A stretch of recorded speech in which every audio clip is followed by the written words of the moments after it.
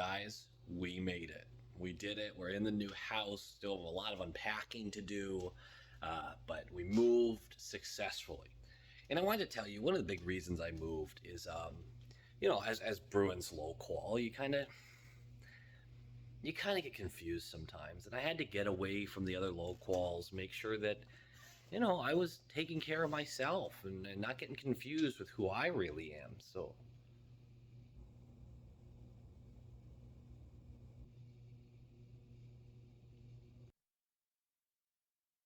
we made it.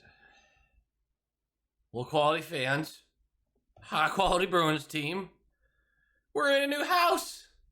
I appreciate your patience. I for the first time in 2 years, I missed a game. We're gonna go over that game, but we did it. It's a little barren right now. There are jerseys up throughout the house, so don't worry. The luck was there, as obviously you would know, because that's a couple of dubs. That's a dub! 2 dubs! I gotta figure out a few things, lighting, positioning, all this stuff, how this is gonna work. It turns out this window's a real bitch. But we're gonna figure it all out. Welcome back. I feel good about this. Let's start. I gotta remember everything from Saturday, because that is a game. Not only did I not get to record right after the game, I didn't even get to watch the game. I had to set a recording, come back, watch it, and I watched it period by period, where I'd watch like 7 minutes of a period, and then help unpack some more stuff. And this is after the initial move of everything in here, and then watch a few more minutes, and then life is hard. But let's talk about this. New Jersey Devils on Saturday, 1 o'clock. This was an ass whooping. A whooping. Swayman gets the start. Cool. Riley drops for Zaboral. Interesting. I do think Riley has been shaky. I talked about it on the podcast last week. Has he been the worst defender? I don't know about that, but he's definitely in the conversation. So he's dropped for Zaboral. Zaboral did okay. And then Kuhlman is in for Smith. Smith is obviously dealing with some sort of nagging injury. This has to be maintenance stuff. I really don't think he's been so glaring of an issue that they're like, nope, we're dropping him down. I want to point something out, and this is all weekend. Our depth is being tested right now. We're taking guys out that last year, toward the end of the year, were big parts of the team, really big parts. And I know these are 2 teams that we should beat, but these were really big wins. These were good wins. There's something there that maybe the system's coming together, because we're replacing talent with guys that we know are not as talented. But the system can trump that. Also, we came into this game 6-5. Into this weekend 6-5. We needed these 2 wins, and we got them done, baby.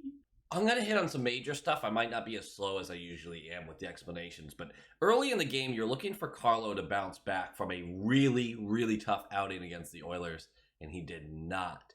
Right away, few minutes in, he gives up a breakaway the other way with a really dumb pass. He's not finding his first pass. He's not shutting down defensively the way he's used to.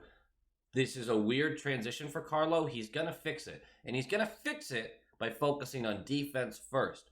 If he is, because that's what's really asked of him, if he can just lock down his section and make the simple play, no one's going to even notice him, which is how he thrives. I've always been a big Carlo. I don't want to hear your name, Carlo, because then I know you're doing your job. Nothing is scored from your side. You're not turning the puck over. You're not making mistakes. That's the Carlo I like. Let McAvoy and Riley and Grizz make the mistakes because they're trying to do a lot. They're gonna have their turnovers because their job is to force the play forward. Carlo, Forbort, I want guys like you to just never be a problem. Unfortunately, in this game, he's not finding it, and I don't think he's a guy you can really sit for a game, though.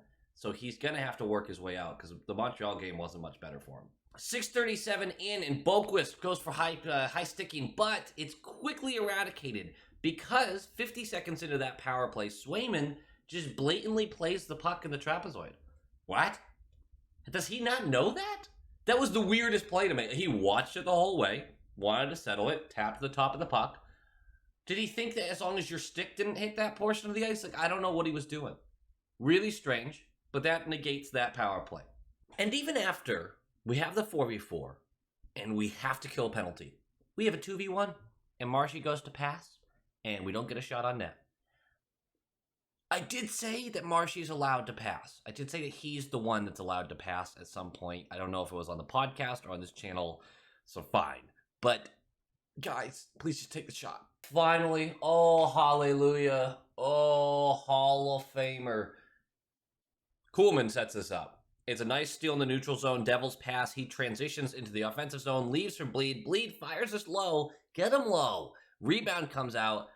Scramble. Howla's there to smash it 5-hole. That's 1-0. And it's late in the period. We know we love those. They're backbreakers for the other team. And Howla gets his first as a Boston Bruin. Took longer than I thought it would. But, hey, I'm not going to be upset about it. 3 minutes in the second period, and it's pee-pee time. Mercer for tripping, and this power play looked great. Foligno with multiple puck retrievals. He has some nice plays. I like him down in that net front position. Puck does get cleared out. We can make a clean re-entrance. Bergie finds McAvoy at the point. McAvoy moves right, feeds Marshy, who's top of the slot. And this is just a simple shot. Get it on net, but it gets through 2 screens. It's high glove. That is 2-0, a 2-goal lead in the second. And then the trait of this team of just giving up goals directly after getting them. And it sucks. It's not fun. Now, I've gotten to the point where now I'm really worried the next 90 seconds after a goal. 28 seconds later. And it's just a transition that goes wrong. DeBrusk, incidental contact in the neutral zone, falls on his ass. And doesn't get up. Doesn't even make a play to get up. He's watching the puck, and you can see this. There's a few seconds that go by. Like, get up. But he doesn't. Puck gets fed over to his side. Grizzlick's coming in behind him looking for the transition. He can kind of use DeBrusk as a screen. But the puck hits DeBrusk. It goes back the other way. I believe Mercer is the trailer. Yeah. In the slot. He gets the puck. Nosek can't catch up. He fires this. And it's a goal. I mean, it was a wide open net. Swayman really bit on the initial pass. Which, I mean, it's a 3-on-1. So I get it. 2-1. I'm not really mad at Swayman over this. This is what's so annoying about DeBrusk. This is what's so frustrating. And I know he got the empty netter, but who cares? But you have some plays that are so good, and you fight for it. And then you have other plays like that where you literally cost us a goal or a scoring chance because you just didn't feel like putting the effort in. I like DeBrusk. I do. I like DeBrusk. He's a sentimental player for me. Like, I really want him to succeed. I think this season has been really good for him so far, even though the numbers aren't there. I think he's played really well. But his mistakes are massive. They're always very glaring, and it's usually effort, which is way more frustrating than any other type of mistake. Thank God, though. 3 minutes later, they put me at ease. Swayman makes a huge save, and this is really important because you're talking about a 1-goal game. We have a 1-goal lead against a team we should beat. If that gets in, if Tatar makes that shot, we're just deflated. Completely deflated halfway through the second period. But he makes the save. We go the other way. Marshy takes his own. Feeds Pasta for a blast on the left point. It's a nice rebound. Marshy gets to finish it off. That is a 2-goal lead again. 3-1. It's just a huge shift in momentum. And it's our stars that are making it happen. I'm considering Swayman a star right here. But Pasta and Marshy are obviously stars. We are going to get a 4v4. I'm skipping over some penalty stuff. But Carlo's going to go for cross-checking. Hischier is going to go for embellishment. That's important because I'm going to point something out in the next game. But there is a backbreaker coming late in the second period.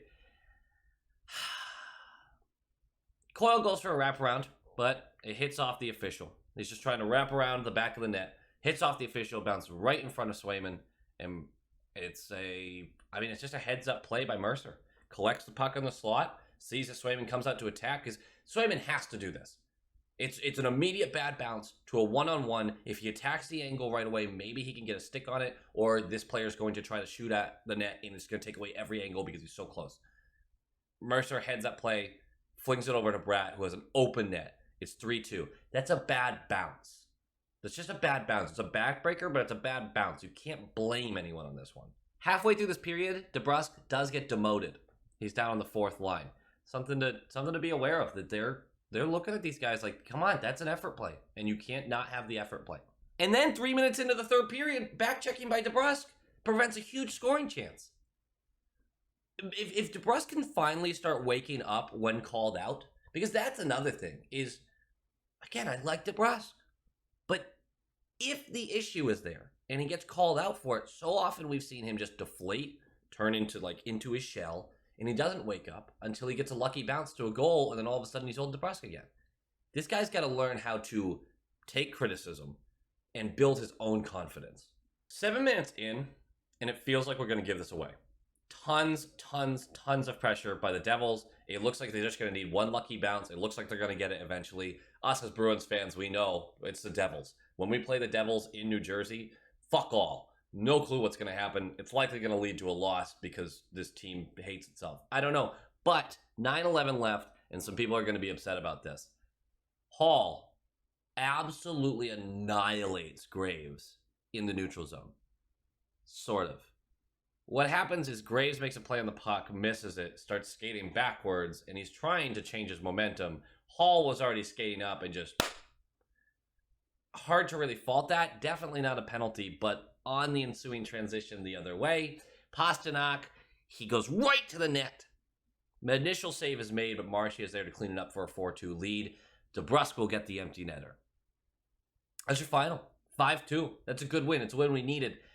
Look, game notes, I don't have a lot here. Sway was solid. Foligno is looking better with every shift. He's a really good addition so far. Like, I know we have health problems, but if he can stay in the lineup, I like what he brings to the bottom six. I know he's playing a top six role right now. When he gets dropped down, which will likely happen when Smith comes back, I feel really comfortable with him. Overall, good effort, some scary moments, great game. DeBrusk is the story of this game, though. He really is. He's going to be the story of the next one. It's frustrating when he has the mental lapses and doesn't have the energy, doesn't have the stick-to-itiveness to make a play. But when he does put that effort in, he's really good. He wins a lot of board battles. He does a lot of things really well. He backchecks well when he does. It's frustrating. He belongs in the NHL. He's been solid defensively outside the last couple games. And he's contributed. And the scoring chances have been there. They just haven't gone his way. Empty netter isn't worth much right now. We can only go for so long where we go, you know what? He's playing well. He's on the third line. We need him to pot a few. One every few games. I don't need him to have 40 goals. But if he has 20 on the season, great. I just can't have 11 of them be empty netters. He's at 3 on the season. One of them's an empty netter. I'm still not panicking about any of our bottom six. But DeBrusk is a guy you can look at and say, hey, if you gave the kind of effort that we see, half the game, if you gave that all the time, 20 goals is your fucking floor. It really is. Sunday, 7 p.m., biggest rivalry in hockey. Don't at me. I'm excited. I'm exhausted. I'm exhausted for this game. And I turn it on, and I sit back, and I'm just keeping my eyes open. And it wasn't that hard. I thought I was going to fall asleep. I really did. And then the game starts, and I'm all in. I'm all in on it. Taylor Hall's birthday. Awesome. Sway gets the start. Back-to-back games less than 36 hours apart. I hate that. I know the result was fine. I did not love Sway's play in this game. I hate, young or not, having a goalie go back-to-back. That position relies so heavily on mental fortitude and flexibility, athleticism in the crease. And I know Sway's not the most athletic guy, but it's required of a goalie. A mental lapse happened through this game. A couple of them did. That's to be expected when you're going back-to-back like that. I think you're inviting injury when you are going back-to-back for no reason. I know we have a 6-day break. Fucking this schedule, man. I know we have a 6-day break. I don't like that decision at all. He could have had a shutout. I would still be saying the same thing. So now that we've covered that, Riley continues to be a healthy scratch, and Zaboral continues to be in. I think Zaboral has also earned another game. Riley does need to come back in the lineup, though. He's needed for this team to succeed. The internal defenseman competition, though, really good for the team, I think. And it's good for guys like Zaboral. It's good for guys like Clifton, who need to know that they still have to push to keep their spots. And there's a guy down in Providence. Sean is still looking up going, come on, man. Give me a chance here. Oscar Steen is in. If he gets taken out of this lineup, I am going to drive to Boston and just put my nuts on Cassidy's desk and say, what the fuck? I don't think I'll make it that far. And I hope I don't get shy at the moment, you know? You don't want to get shy at like the nut dropping portion of this. Howla's dropped to the 4th. I don't really care about that. He can play wherever. And I'm like, I like Howla. I don't think he's been an issue. Smith and Freddie still out for maintenance/injuries. Freddie now goes to the IR. I have no clue what his injury is. I think it's head related. With people have talked about shoulder. I don't know. That hit, it could have been literally anything. I'm really hoping he's back soon. I know a lot of people weren't happy with Freddie because they were looking at the box score and not liking what he was doing. But defensively as a 4th liner, he was playing really well, I thought. This is a fun note. So most saves by Montembeault, who's starting for the Canadiens in this game. Most saves in an NHL career game for him was 35. He would end this game with 36. He has a career .891 save percentage. He would end this game with a .900 save percentage. I wrote that note midway through the 3rd when he had like a 9.4 something save percentage and 32s. It was not good. We made him look really good for 46 minutes or whatever it was. 320 in. This, you're going to remember what I did. 320 in and cross-checking on Anderson. That was embellishment, Marchand. That was 100% embellishment. You absolutely took the cross-check. It was a cross-check. And then you went... PP looked good for the most part, but no dice. And then 8 minutes in, Cliffy Hockey is back. Awful pinch. It's a really dumb pinch. It's a pinch that you go, hey, they already had the puck in open ice and had time to settle it before they even noticed you were coming in on them. Bad pinch. It means he's rushing to pick up a guy on the fast break the other way. It's a 3v1. Swayman should have had this. I know a lot of people are like, you know, what is he supposed to do? That's a 3v1. He was showing shot the whole way.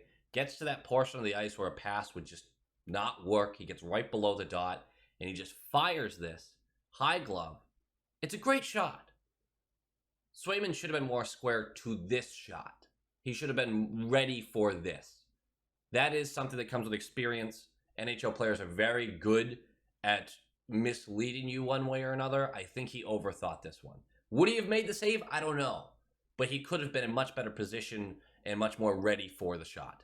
That's 1-0, 8 minutes into the game, and Bruins Twitter collapses. Just immediately. It's like, fuck this team. I saw people after the first period call this the worst period of Bruins hockey they've seen all season. What?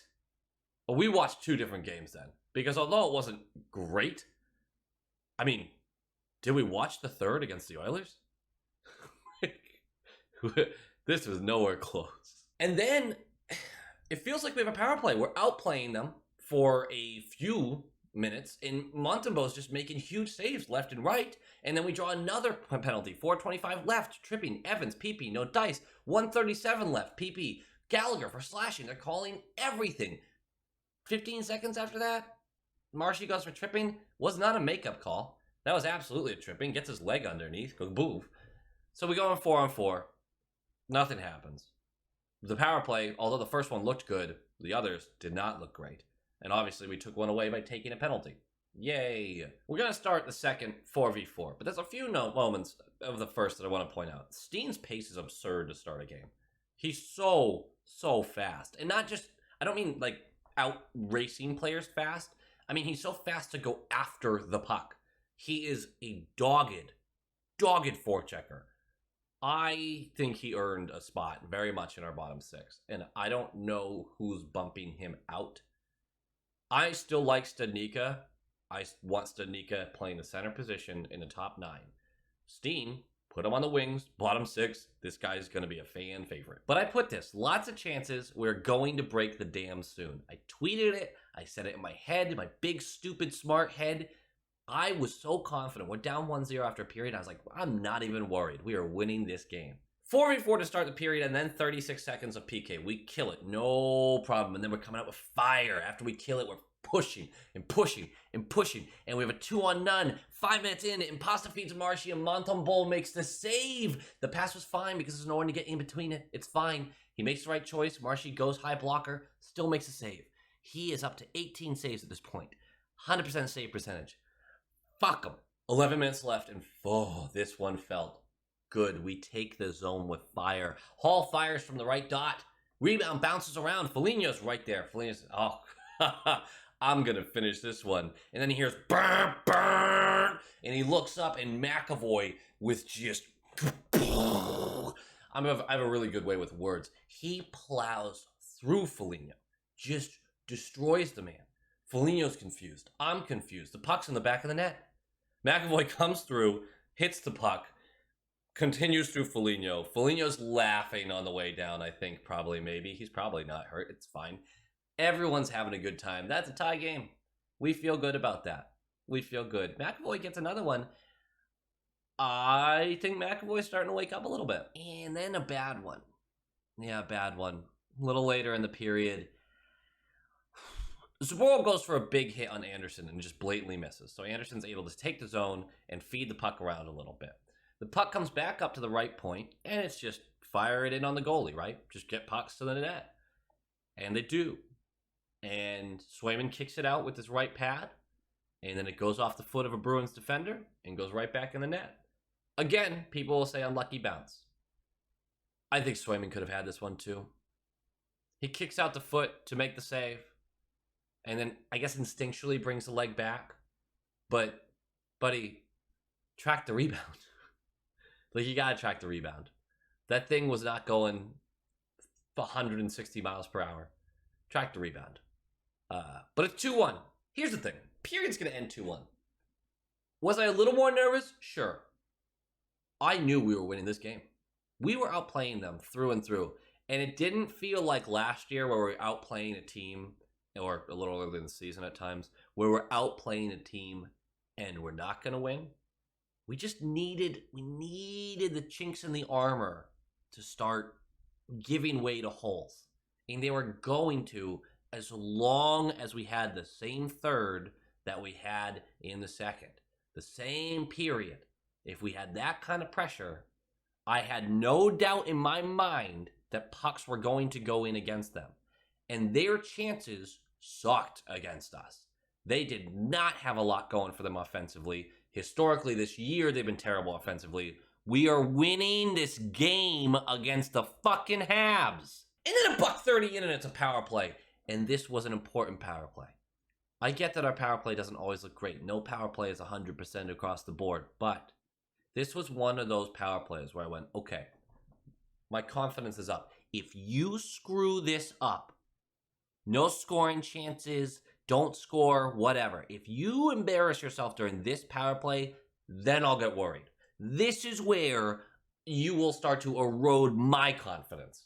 And I know what you're thinking. Low call. What are you talking? You're just saying this into the void? No, I'm on the tablet. They're at the bench. I'm on the tablet yelling at the boys. You know, we talk. I got speed dial. It's a diving keep in by Mac. And Mac doesn't know it yet. But he's going to be rewarded for that. Diving keep in by Mac. Feeds it back to Bergie on the right dot, who just gives it right back to McAvoy. And he takes a nice, hard, clean shot. Top glove. Gets through a screen. That is 2-2. And that's 2 for your boy, Charlie Mack. Not too shabby. That's 2 minutes into the period, by the way. So now, it's a tie game with 18 minutes left in the game where we've been the better team the whole time and we just grabbed the most momentum. It's on. It's time to shit on these toilet seats. Let's go. Fuck the Habs. Fuck them. 6 minutes in and fuck your puck luck. On first glance, it looked like Petrie slapshotted this into his own net, and I kind of wish that was true because of how funny that would have been. But it's McAvoy to Pasta. They take the zone. Get it on net. Just get it on net. Pasta fires it on net. Puck comes out in front of Petrie. Petrie fucking annihilates this thing to the right corner. But Coyle's crashing the net from behind the net in a certain way. How many times did I say net in the past 30 seconds? But he's crashing the NET, and it goes right off his chin. I don't know where it hit him, actually. It's somewhere around here, but just into the net. Weird bounce. That ain't puck luck. That's crashing the net. That's how you get a goal. That's how you get a goal in the playoffs. That's how you get Boston Bruins goals. That is a 3-2 lead, and we are not going to relinquish that shit. Hate the Habs, man. Fuck them. Okay, I got really worked up when describing that, and I don't feel like redoing it, but McAvoy to Coyle, who takes the zone and then passes it to Pasta at the top of the slot. So I got the names worked up. But Coyle then comes back around and still gets the goal after the Pasta shot and the Petrie clear. Just got to correct myself.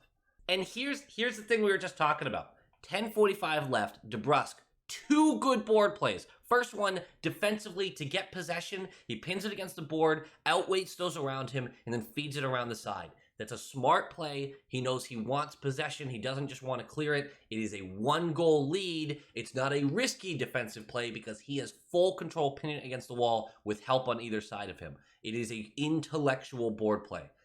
Then he comes up to the neutral zone and takes a big hit along the boards to punch the puck forward to get to Charlie Coyle.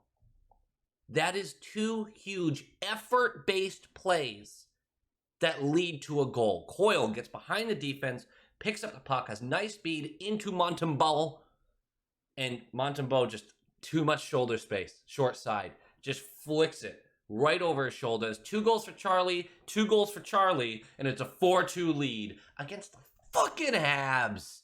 Pasta and Taylor Hall will have the 2-on-1 with an empty net. Pasta had a wide open net to shoot at, but he went, nah, happy birthday, bud. Sends it to Taylor Hall, who just fires it in. That's a 5-2 final.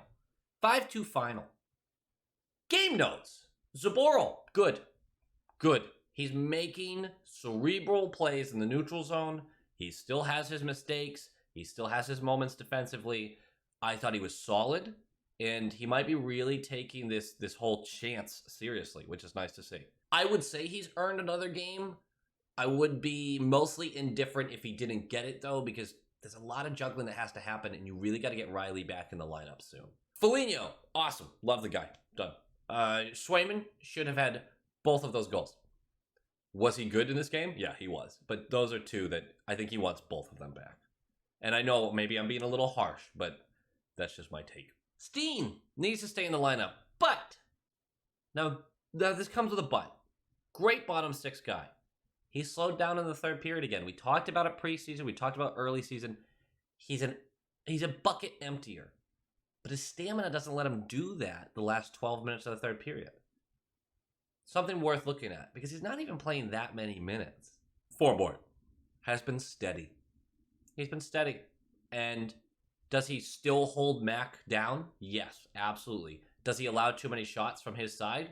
Yeah, absolutely. He is good for 1 major mistake in pretty much every game. But he has been better. The Grizz-McAvoy pairing, though, is elite every time they're on the ice. I just don't. Cassidy picks a spot where he uses which pairing. I just think that needs to be a permanent pairing. We all do. We all think that. All right, guys, that does it for me. Thank you for your patience. I apologize about the wait for all of this. A lot going on. Moving. It's a bitch. And hopefully, by the time Saturday rolls around, I have this room actually set up the way I want it. So check out the sick recliner, though, right? Hey, go Bees!